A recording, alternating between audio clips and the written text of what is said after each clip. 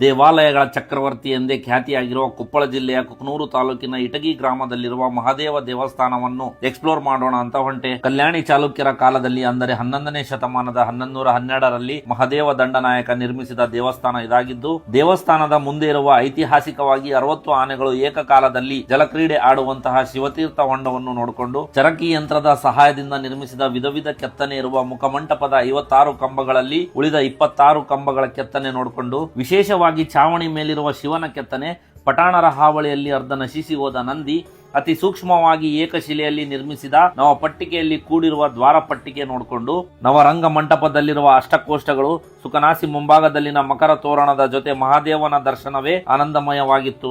ದೇವಸ್ಥಾನವನ್ನು ಉಲ್ಟಾ ಮಾಡಿ ಇದರಲ್ಲಿ ಹಾಕಿದರೆ ನಿಖರವಾಗಿ ಕೂರುವಂತಹ ಅತ್ಯಂತ ವಿಶೇಷವಾಗಿರುವ ಕೀಲುಹೊಂಡ ಕಲ್ಯಾಣಿ ನೋಡಿಕೊಂಡು, ದೇವಸ್ಥಾನದ ಒಳಗಡೆ ಅಷ್ಟೇ ಅಲ್ಲ, ಹೊರಗಡೆ ಇರುವ ಕೆತ್ತನೆ ವಾಸ್ತುಶಿಲ್ಪ ಎಷ್ಟು ಸಾರಿ ನೋಡಿದರೂ ಇನ್ನು ನೋಡಬೇಕೆನ್ನುವ ಹಾಗಿತ್ತು. ಸುತ್ತಮುತ್ತಲಿನ ಎಲ್ಲಾ ಸ್ಥಪತಿಗಳಿಂದ ವೀಕ್ಷಣೆಗೊಂಡ ಮೇಲೇನೆ ಇಲ್ಲಿನ ಕೆತ್ತನೆ ವಾಸ್ತುಶಿಲ್ಪ ಬೇರೆಲ್ಲೂ ನೋಡಲಿಕ್ಕೆ ಆಗೋದಿಲ್ಲ ಅಂತಾನೆ ದೇವಾಲಯಗಳ ಚಕ್ರವರ್ತಿ ಎಂದು ಕರೆದಿದ್ದು. ವೇಸರ ಶೈಲಿಯಲ್ಲಿರುವ ವಿಶೇಷ ದೇವಸ್ಥಾನದ ಬಗೆಗಿನ ಮಾಹಿತಿ ಇಷ್ಟವಾದಲ್ಲಿ ಫಾಲೋ ಮಾಡಿಕೊಳ್ಳಿ. ಹೆಚ್ಚಿನ ಐತಿಹಾಸಿಕ ವಿಷಯಗಳ ಪರಿಚಯ ನಾ ಮಾಡಿಸುವೆ.